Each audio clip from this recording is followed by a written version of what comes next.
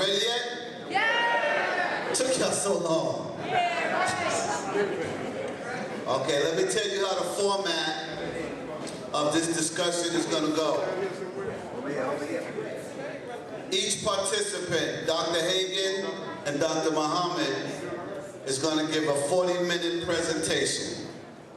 The topic of this discussion is Islam an African religion? Okay? Dr. Muhammad has lectured extensively on this subject. So he's going to give a 40-minute presentation. Dr. Hagin is going to come on and give a 40-minute presentation. At the end of their presentations, they will then have an opportunity to ask each other a question.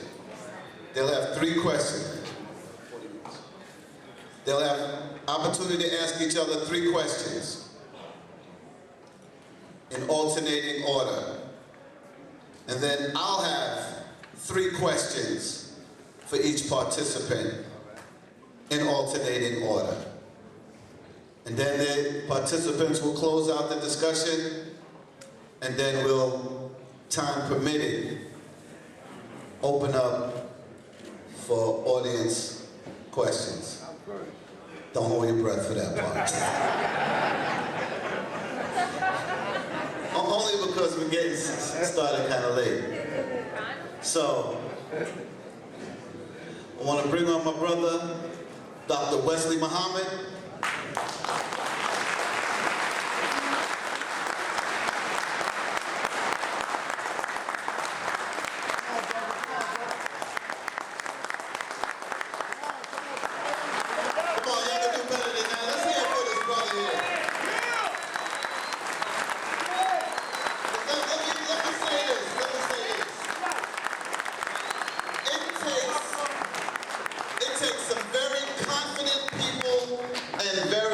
Intelligent people and secure in what they're doing to come up and do this. That's right. You understand what I'm saying? We gotta really appreciate what this brother's doing, how he's dedicated his life to these studies so that we can clear things up in our mind. Because like I'm saying, you know, we get hit with a lot of information and intentionally try to confuse us. This is all intentional. How they try to confuse you with your spirituality, with your religion, and all of that. So when these brothers come up here and they discuss this with you, like we said before, you know, this used to be a taboo. So now, these brothers are coming forward. So come on, let's put our hands together, more proper for these brothers.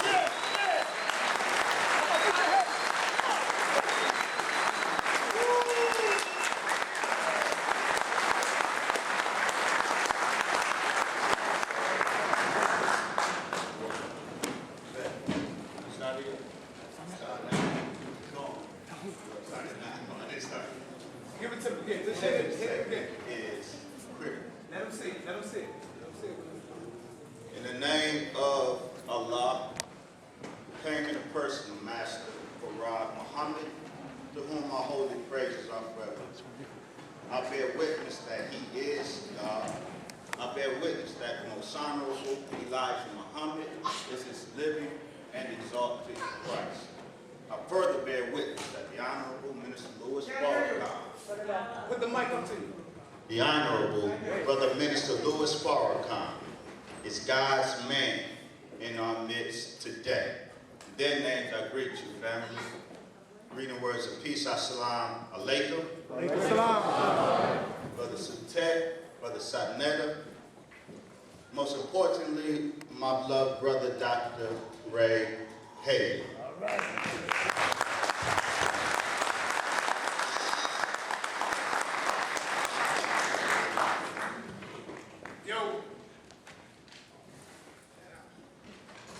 First, some caveats. We are here to discuss history. I am a Muslim, but I'm not here in New York to propagate Islam. I am not here to discuss theology. I am here as an historian to present history. Now, undoubtedly, some of the history I present will conflict with some folks' theology. My condolences. Though I do believe, ultimately, history and theology may be reconciled, I will make no attempt to do so tonight. I come strictly to talk history. But Honorable Elijah Muhammad said wisely, of all of our studies, history is most attractive and best qualified to reward our research. If you came to see Dr. Wesley Muhammad and Dr. Ray Hayden engage gladiator style in personal beats disguised as intellectuality, you will be disappointed.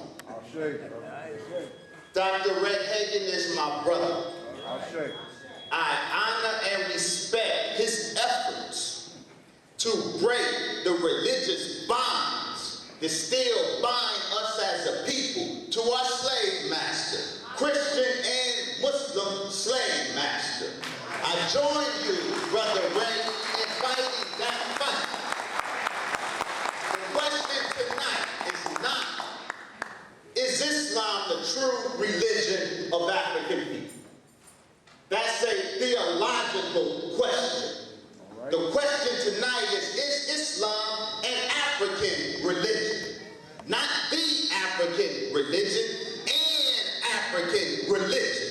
Did Africans create Islam, or did non-African white folks create Islam? That is the question. And I affirm and I will demonstrate tonight that Islam is not a religion created by some white Arabs and imposed on African peoples as a tool of enslavement.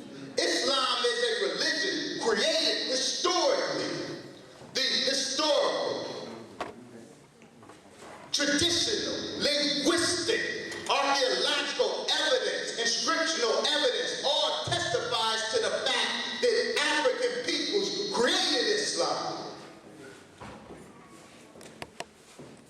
Mamadou Chinyere, in Golden Age of the Moor, Africans in the birth and expansion of Islam asked the question, ironically, though the origins of Islam are rooted in the African tradition and the growth of the Islamic empire brought forward by the genius and might of African Muslims, as the 20th century comes to a close, Islam is associated more with the Semitic white Arabs. How did this come about?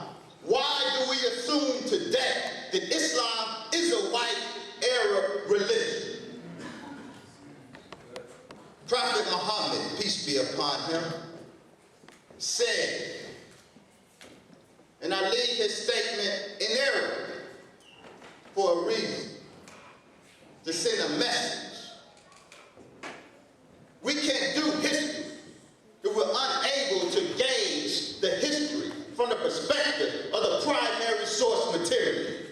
If you can't read the history of Islam in the primary Arabic text, then stop trying to write the history of Islam. We will never accept folk writing the history of Kemet who cannot engage Kemet from the perspective of the Medinet Church. Stop trying to write the history and pontificate on the history of Islam if you can't engage it from the level of the primary textual sources. Prophet Muhammad said he had a dream. In that dream, he saw black sheep and white sheep. Prophet Muhammad said that he saw the white sheep join in among the black sheep and outnumber them such that the black sheep were no longer noticeable. Prophet Muhammad said that the meaning of that dream is that those black sheep were his original Arab followers, and that the white sheep were non-Arab foreigners, specifically Persians, Turks, and Byzantines that accepted Islam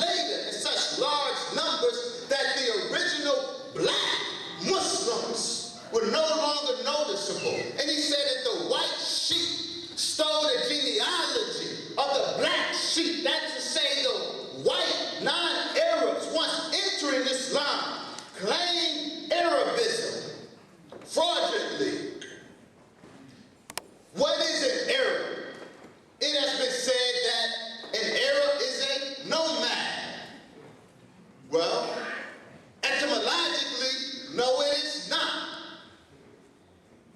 J. Logan, linguist, philologist, in his important article, The Concept of Darkness in the Hebrew Root, demonstrates that the triliteral root, Arab, Ayn Rabeh, in its pre-Proto-Semitic and various Semitic derivatives all mean darkness. And Loder, the philologist in Semitism, demonstrated that etymology suggested our Arab, the Arab means the dark people, the black people. The very term our Arab means black people. That's why I see my brother, Nacho Tahuti. Give Nacho Tahuti a hand.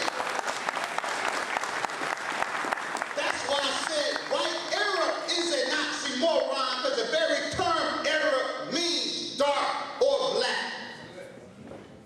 In the Arabic, classical Arabic tradition, the evidence is overwhelming. Al-Arab, Ibn Manzur in his Lisan al-Arab, the most important Arabic lexicon.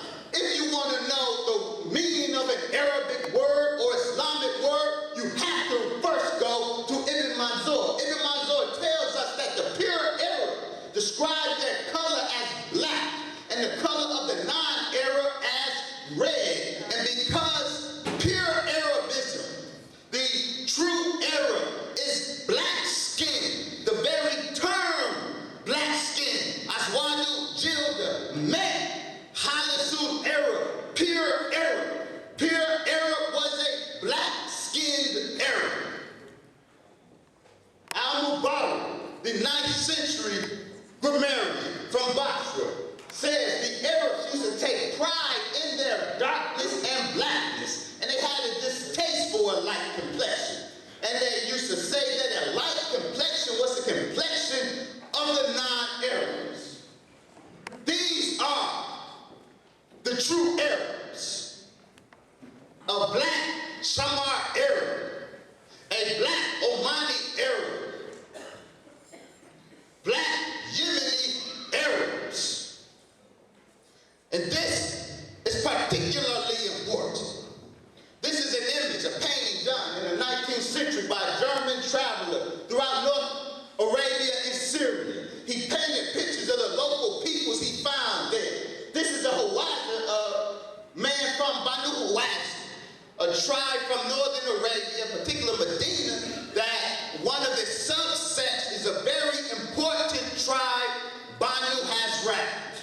The Banu Hazrat was the tribe from which the Ansar primarily came. Now, all Muslims and students of Islamic history know that the two most important groups in that early drama, which was the evolution of Islam, was the Muhajirun, the immigrants to Medina, from Mecca to Medina, and the Ansar, the helpers, those in Medina that helped them. Those Ansar were the Banu Hazrat and Banu Al. This is what they look like. This is what the Quraysh look like. This is what the Muhajirun look like. This is what the Ansar look like. Who are these black Arabs? At-Tabari knows. The children of Shem, the Semites, settled in the center of the earth, which is between Sartidma and the sea, and between Yemen and Syria. Allah made the prophets from them, revealed the books to them, made them beautiful, gave them black complexion, and also gave them a black complexion with a light brownish undertone. The children of Ham settled toward the south. Allah gave them a black complexion and gave some of them a black complexion with a light brownish undertone. The children of Japheth settled in Safan towards the north. They had light skin and very fair skin. In other words, the Arabs are Semites. The black Arabs are black Semites. What do we know of the Semites?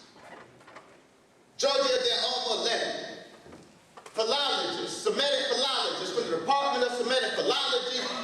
University of Barcelona. In his important work, Questions of Semitic Linguistics, no, Proto-Semites, that group of folk, those original Semites from which derive all the derivative Semitic languages, cultures, and religions. The Proto-Semites form part of a mass of peoples who, moving out from the heart of Africa, spread north and reached the Mediterranean coast and beyond. The Semitic family was the spearhead of one of the expansive movements of peoples towards Asia from the heart of Africa. Those Semites are Africans. They originated in Central Africa, migrated north, crossed over into the Arabian Peninsula. They were black when they left Africa. They were black when they entered Arabia. They were black at the time of Prophet Muhammad. Now, when they got to Arabia, as we call it, they did not leave Africa.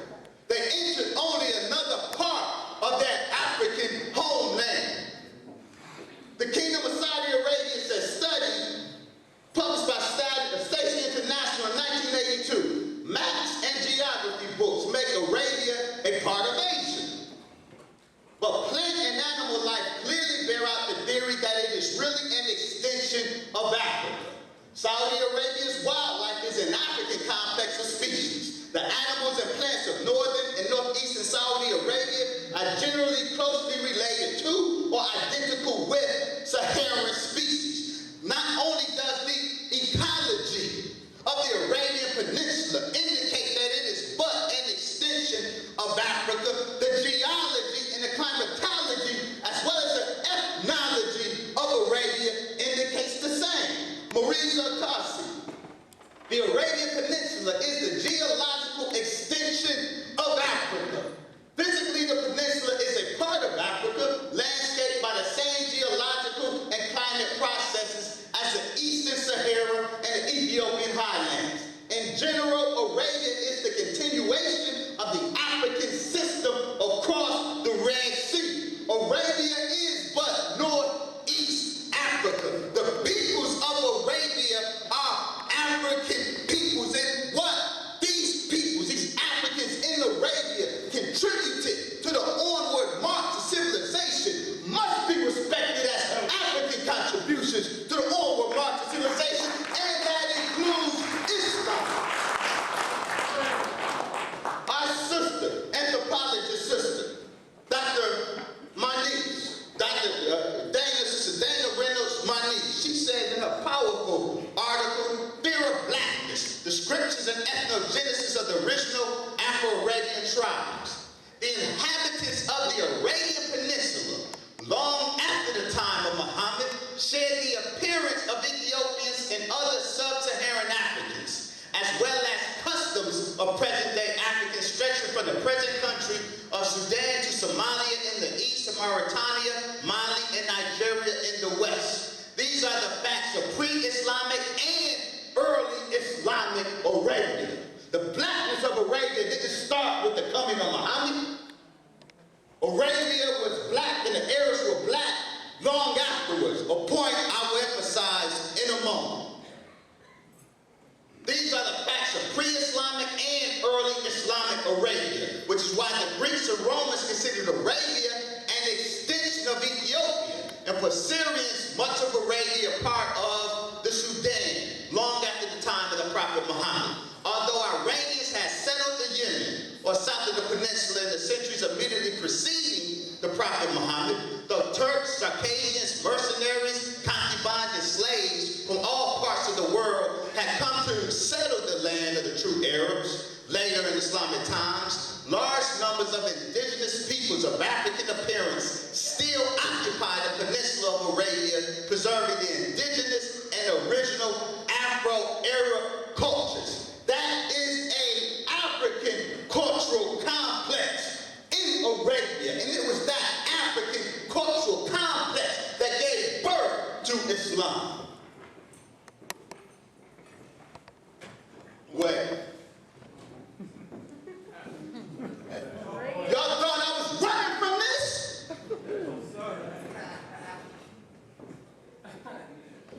Prophet Muhammad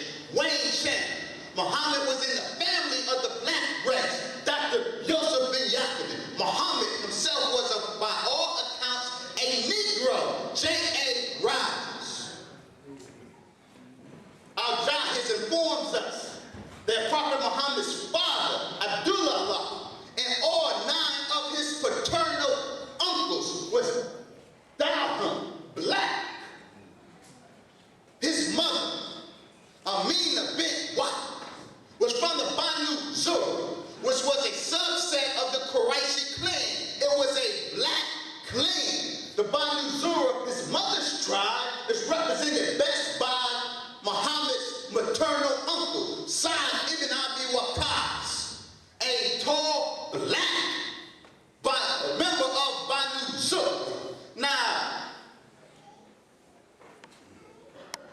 Ibn Arumi in the 9th century, a poet who wrote poetry against the Abbasid dynasty. And those who know my work know that the Abbasid dynasty followed the Umayyad dynasty, which was a black dynasty, a black power dynasty.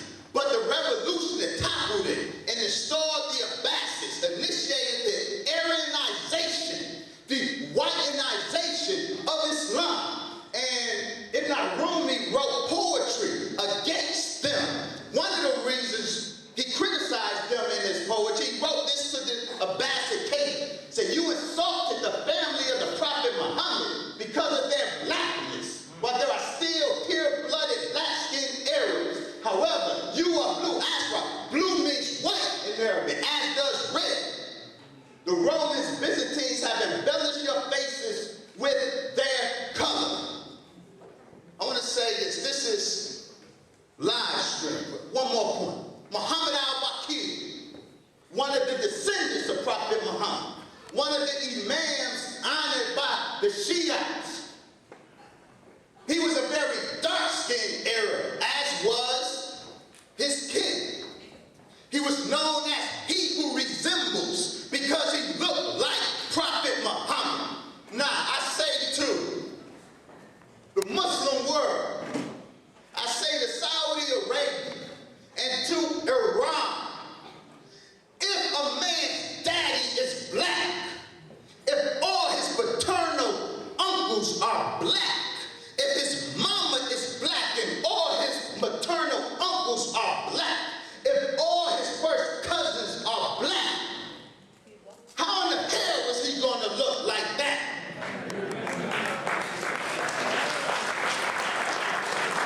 How did he look like that? This white Muhammad, this Aryanized Muhammad, originated from the same place that white Jesus, that Aryan Jesus originated from. Now, yes, I drop a bomb. I can, by Allah's grace, harmonize the theology. But that's not my subject today. I'm dealing with history and history alone. I'm talking about the re-Arabization of Muhammad. If Muhammad was a pure Arab, as all the sources state, he could only look like this. If he was an Arab, he looked like this. We're talking about re-Arabizing Muhammad because an Arab is a black person. If he was an Arab, he looked like this. Now, some of you may say that's a moot point. Him being black or white, because he didn't exist. My brother, Walter Williams, in his book, Historical Origin of Islam, makes that argument, and I respect my brother, Walter Williams. But Walter Williams is, as speaking as a historian, wrong.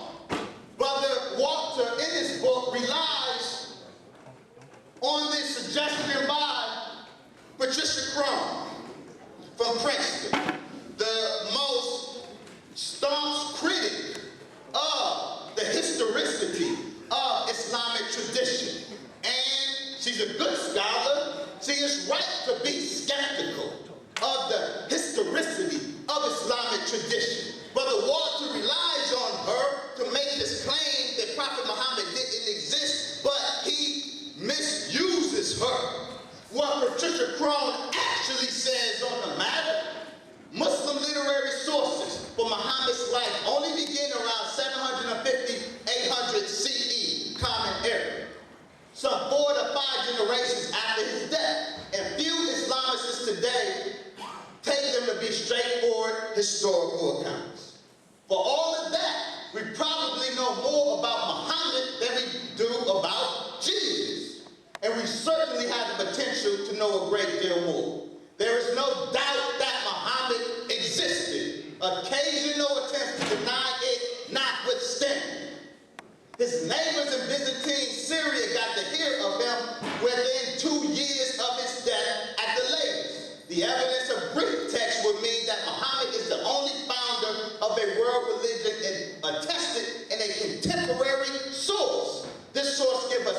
irrefutable evidence that he was an historical figure. Moreover, an Armenian document, probably written sometime or shortly after 661, identifies him by name and gives a recognizable account of his monotheistic teaching. Robert Holden, seeing Islam as others see him, a compilation of 120 non-Muslim sources attesting to the rise of Islam. Holden says non-Muslim and archaeological testimonies, when carefully supplemented by Muslim evidence, can give us some interesting insights into the first century of Islam. In the early 640s, the historical record alerts us to a new phenomenon disrupting the familiar course of the late antique world. Arabs, equipped with a new name, Hajarun, and a new era, were overrunning regions as far afield as Egypt and Iraq. Non-Muslim writers of the first century AH attested it was strictly monotheistic and iconoclastic. That is, adherents had a sanctuary, the house of God, of Abrahamic association called Kaaba, towards which they prayed and at which they sacrificed and reverenced they stoned. And also that they followed Muhammad, who was their guide and instructor, whose tradition and laws they fiercely upheld. This is also confirmed by archaeology for the period beginning 691, when inscriptions proclaiming allegiance to Muhammad and his religion are found in abundance on buildings, milestones, rocks, coins, papyri, textiles, and so on. This is one such piece of archaeological evidence. An Umayyad bronze reform coin of 696. And here you clearly have Muhammad Rasulullah. Muhammad is the messenger of God. This is archaeological evidence amidst a tremendous amount of archaeological, historical, inscriptional evidence of the historical reality of Muhammad. Yes, the orthodox biography of Muhammad that the Muslim world presents is embellished. It is full of fictions, but that does not mean that the historical figure himself did not exist. He did. Now, I understand Paul's description of the Abrahamic story as allegory. Whatever that means, it has no bearing on the question of the historicity of Prophet Muhammad. Whether Abraham himself ever existed or not is irrelevant here. The reason some try to make him relevant is because Muslims today trace Muhammad's genealogy back to Abraham via Ishmael. And so if Abraham didn't exist, Ishmael didn't exist, thus Muhammad didn't exist. No, that genealogy tracing Muhammad back to Abraham through Ishmael is a later Muslim fabrication trying to make biblical genealogy fit Arabian genealogy. We can discard with that henceforth. It has no bearing on the historicity of Prophet Muhammad. All of the empirical evidence confirms Muhammad is a real man, and the history says he was a real black African man, an Arab descended from those original Africans who went to the race.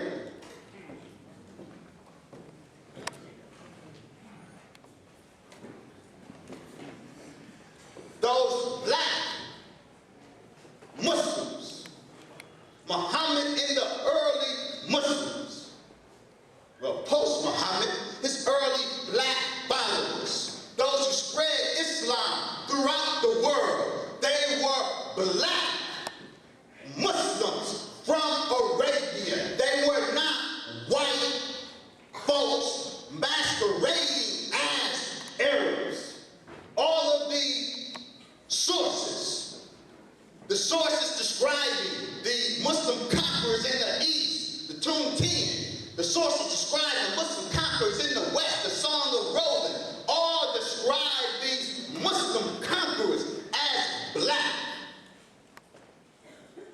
They went into Egypt, and my brother, Dr. Hagins, gives a wonderful lecture on Islam and the Arab invasion of Egypt. I recommend that lecture to everyone. It's a wonderful lecture. Allow me, beloved, in the spirit of brotherhood, to offer an historical caveat correction.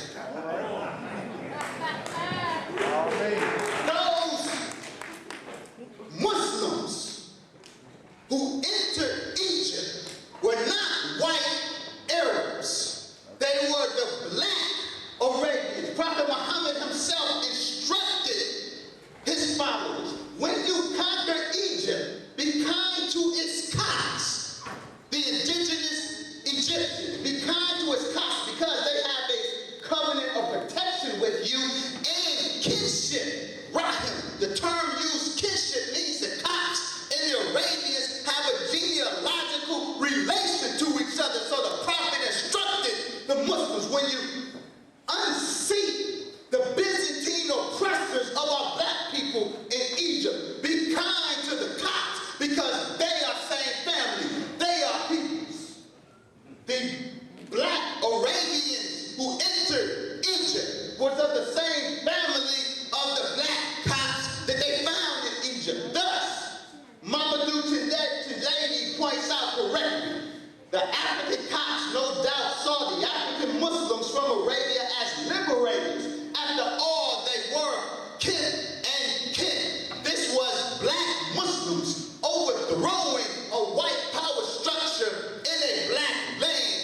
These black Muslims did not abuse the Copts. They took the churches from the white Christians, the Chaldeans, and turned them over to the Copts. They would not allow the Chaldean or white church that oppressed the Copts, would not allow them to appoint a patriarch. As long as Islam and the Muslims were black in Cairo, they treated the Copts as Muhammad instructed them, as kin and kin.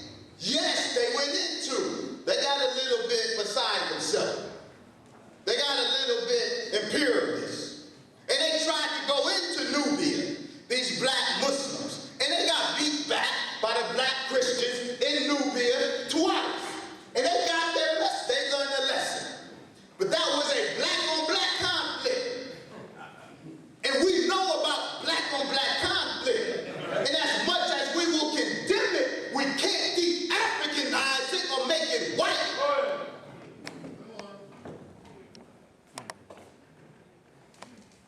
Dr. Sheikh Anta Diop, pre-colonial black Africa. Was Islam imposed on African peoples? Much has been made of the Arab invasions of Africa. They occurred in the north, but in black Africa they are figments of the imagination. While the Arabs did conquer North Africa by force of arms, the black Arabs, they quite peaceably entered black Africa.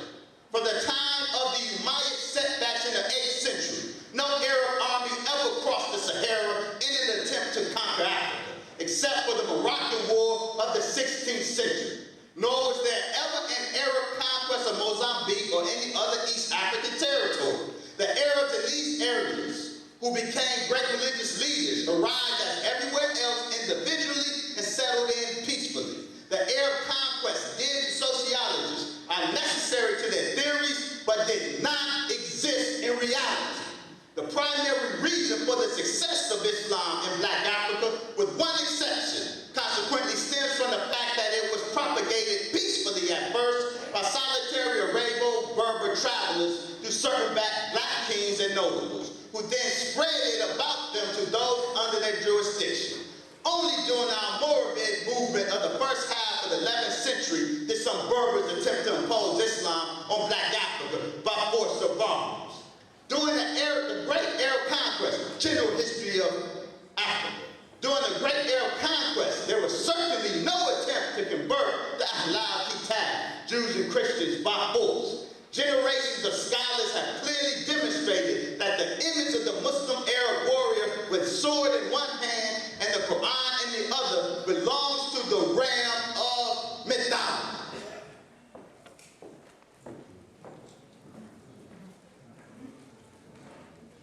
I will close by quoting from my brother. I will let him say it himself. It is, if I may, a statement of profound wisdom. But there would be no church.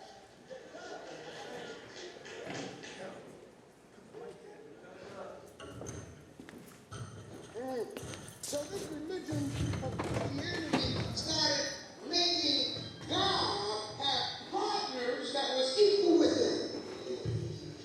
So guess what happened in the year 622 AD? An Arab who was called and who is still called today Prophet Muhammad. I don't know if he had a first name or not, but that's all I have to go by. Prophet Muhammad. In 622 AD, in response to the lies of this new religion called Christianity, God used this man, Prophet Muhammad, to stand up and preach against the lies of the European religion. And his message was real simple. His message was that there is only one God from the evil way. So what was Muhammad's message? Muhammad's message was simply to correct the paganist Euro-Gentile polytheism that was disguised in something called Christianity. Paganist Euro-Gentile polytheism that was disguised in something called Christianity. Did I lose y'all? Please understand something, brothers and sisters. Muhammad was not trying to start a new religion or movement. He was only preaching in Arabic, which was the language of the day, a direction against the religion of Rome. Personally, now, you can challenge me on this if you want to.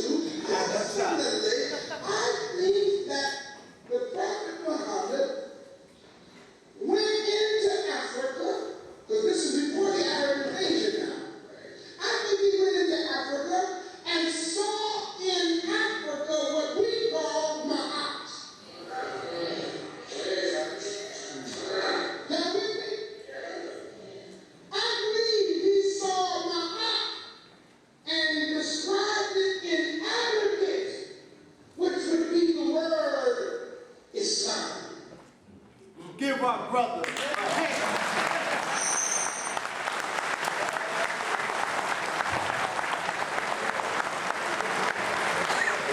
Absolutely. Maya in Kemet. Islam in Arabia.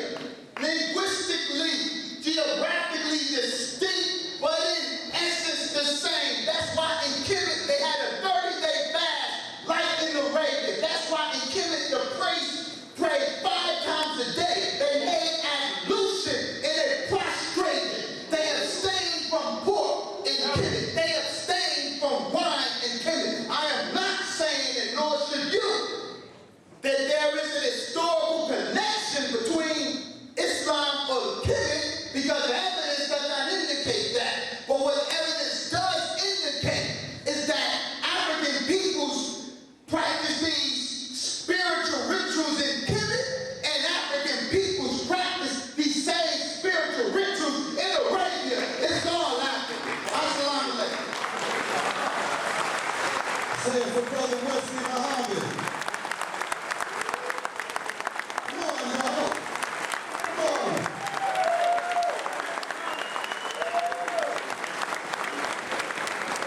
Yo, that was powerful, powerful, powerful.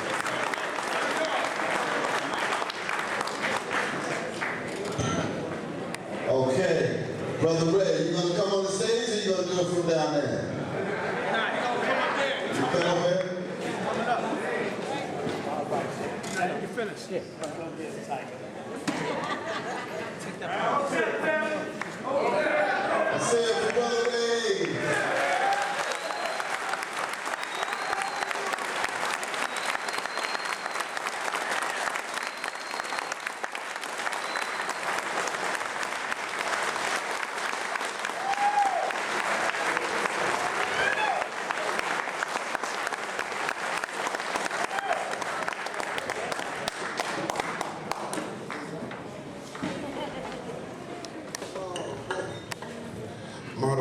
family.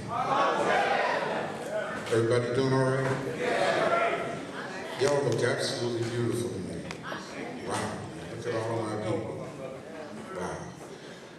Hey, what's happening? Before I go any further, I apologize for being late. It was strictly beyond my control. Man, traffic was like crazy. I talked to several of our people from the Washington area, and they told me that the traffic was like that all the way from Washington, D.C. And I am so honored that they came such a great distance. Yes, sir. Anyhow, because I would have turned around and went back home. Yes, sir. You know, Wow. it's been a long time since I've driven in New York, and it's stressful, man. Yes, sir, it is. You know, it is.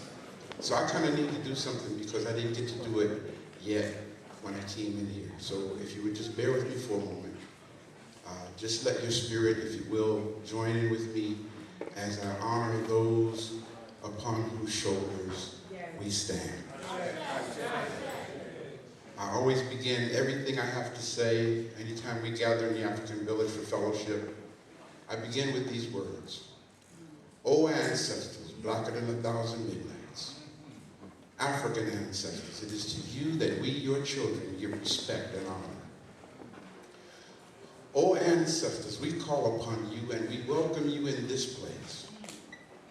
African ancestors, let your presence fill this place. O ancestors who have been purposely excluded from the history books, purposely excluded from the history books, so that the world would not know of your greatness. Our African ancestors who gave civilization to the world. Our African ancestors who gave the arts to the world. Our African ancestors who gave music to the world. Our African ancestors who gave the sciences to the world. Our African ancestors who gave mathematics to the world. Our African ancestors who gave medicine to the world. Our African ancestors who gave literature to the world. Our African ancestors who gave philosophy to the world. Our African ancestors who gave God consciousness to the world. Oh, ancestors, we thank you for devoting your life to make a future for us. Your children, your grandchildren, and your great-grandchildren now stand with us. Strengthen us, guide us, teach us, and protect us from the snare of our enemies.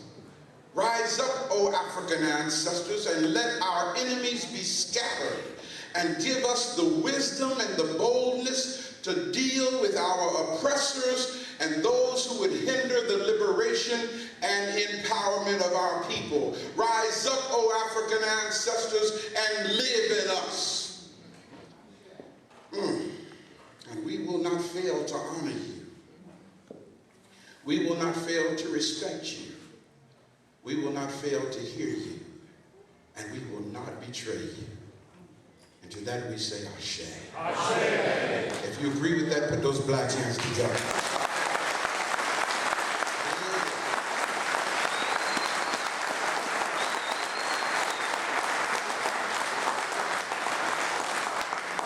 First of all, to our ancestors and the Almighty who have made it possible for us to be here today.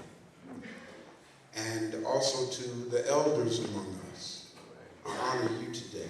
My good friend, my brother, my advisor, bulwark that I can lean upon.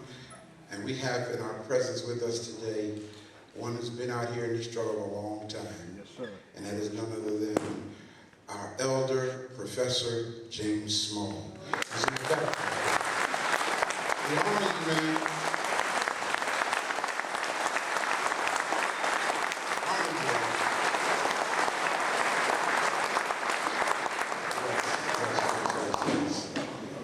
To, again, as I said, all of our elders and all of our children, if we have any children present, I honor you as well.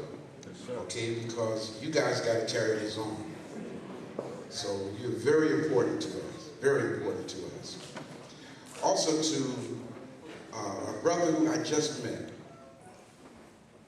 We just met, we've had telephone conversations recently, and it means a lot when you can feel somebody's spirit, you know, and that is none other than the brother who you just finished listening to, Dr. Wesley Muhammad.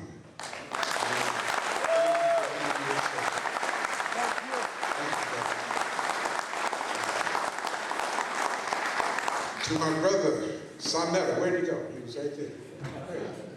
He's already ran outside to Sonetta, who I'm gonna start calling Sonetta Don King. You gonna be the first. Don King of the Liberation Movement. You know, Sonetta's always putting something together. I have a question to ask, and that is, what are we supposed to be accomplishing here today, so I know where we're going? Truth? That's what we're supposed to be accomplishing? Look at somebody next to you and say, truth is relative. Yes, sir. Yes, sir. Clarity. Clarity. According to who?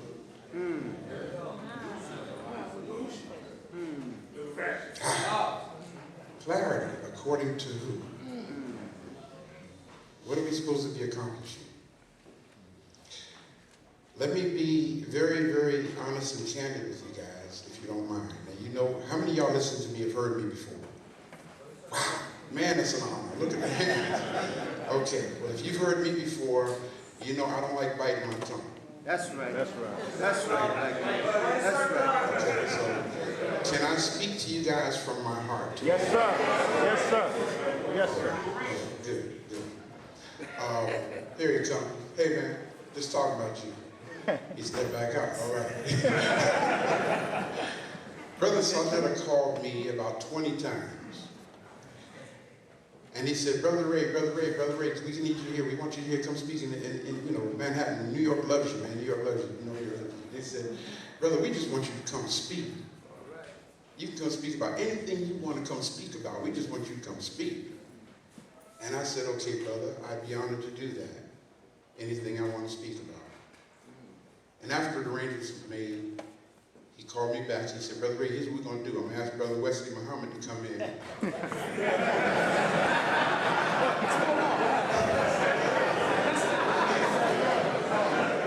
And I'll put both of y'all on. You know? Okay.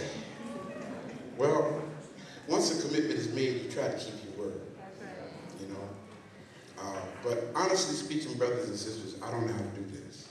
No, sir. I really don't. No, I don't know how to do this. Because whenever I stand up and lecture, I always ask the question. Oh, before I go any further, let's do what I always do. Since I don't have this on the screen, everybody take your, there, y'all know, you've been watching. All right, everybody look at that circle. Do this and make a circle. And say these words. Say these words.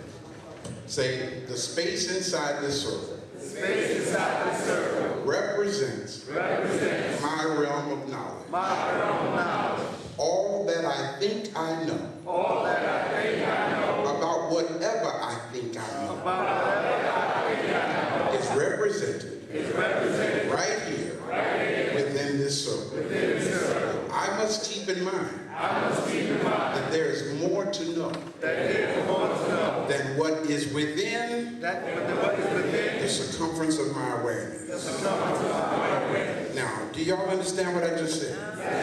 If you do, look at somebody next to you and say, unless you are God, you don't know everything.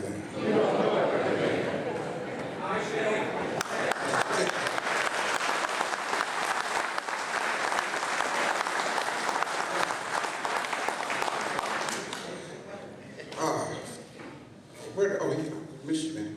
Brother, thank you for your presentation. Thank you. It was very informative.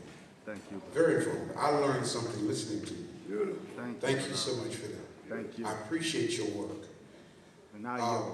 Huh? And I yours. I know, I feel you, brother. I feel you, I feel you. Some might have come today because some of us have that mentality of go get 'em. Yes, sir. Yes, sir. Well, brothers and sisters, let me share something with you. I honestly do not do the thing of proving other people wrong. Yes, sir. So if you came for that today, I gladly disappoint you. Yes, sir. Yes, sir. I don't do that.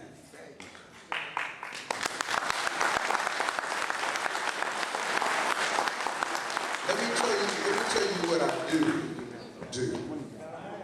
Let me tell you what I do. I try to present facts to the best of my ability as I have learned them, as I have researched them, so that you can take it and think about it, and if it doesn't fit for you, then I'll share. Yes, sir. It fits for me. Yes, sir. What I try to do is engage in activity and presentations that will take our people from whatever background you're from, and unite us as a people. Whenever I go to do a lecture, I say, how many Christians are in the room? People put their hands up because Christians are there. As much as I tell folk Jesus Christ never existed, they still come.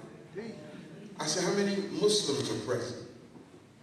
How many Hebrew Israelites are present? How many Nawabians are present? And people from all of these philosophies hold their hand up.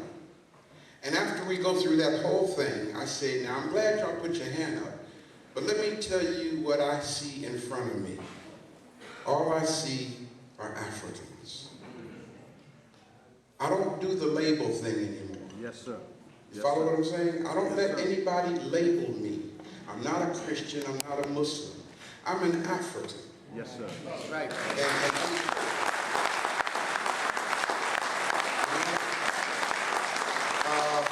And to be honest with you, you know, some of us are getting so deep into that now that you should call yourself an African, because the continent Africa was named after Scipio Africanus. And so it's really inappropriate to call yourself an African too. And then I tell people, I said, okay man, stop being that deep, please. Don't be deep like that. If I say I'm an Atibulanian, most folk are gonna say, you a what? What is that?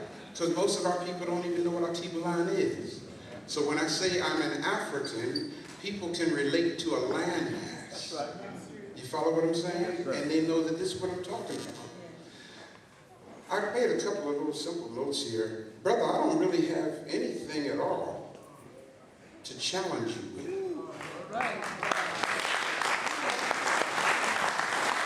Now let me tell you why I say that. Because, man, after matriculating through academic institutions and becoming an academician myself, I've concluded, and y'all anybody got something to write with? If not, just repeat this after me, or put it in your little, what do you call this thing? Little electronic thing. PDA, iPod, whatever you want to call it, okay? Machine, yeah. But just, everybody kind of just make note of this. Right? Say this after me. He who controls the printed page controls the thinking of the age. Say that again. He who controls the printed page. He who controls the printed page controls the thinking of the age. controls the thinking of the age. That's Brother right. Ray, what are you saying? Right. I could set up my projector or plug in my thumb drive and show you a whole lot of printed stuff. Yes, sir. And the only thing that printing is doing is presenting someone's commentary. Doesn't mean it's right. It's just presenting somebody's commentary. Everybody has a right to their opinion. Yes, sir. And everything is true in literature. See, it took me almost $275,000 worth of spending money and reading books and everything to realize, damn, I got everybody's mind but my own. Come on, brother.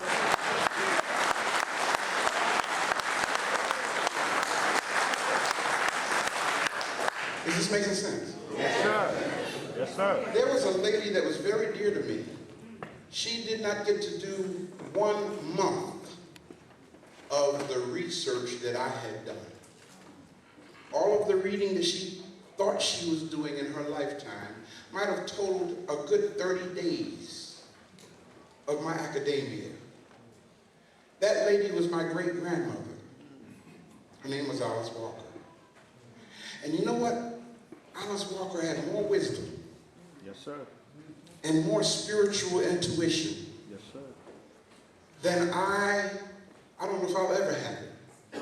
And I got 5 degrees, and she didn't even have a certificate for getting out of elementary school. So what am I saying? He who controls the printed page controls the thinking of age. I have, over the last 38 years, I have, how old are you, Wesley? 37. 37, okay, wow.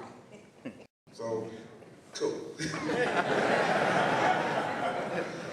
Over the last 38 years, I have presented arguments from literature and what somebody wrote in a book. Are y'all following me? And I still hasn't seen that it has united us as a people. Yes, sir. Yes, sir.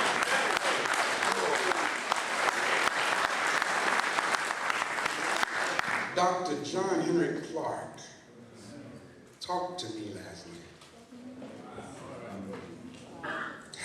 Come on, brother. Come on, brother. And he gave me a message to give to y'all. Would y'all let me share Give it with to you me, brother. what he said?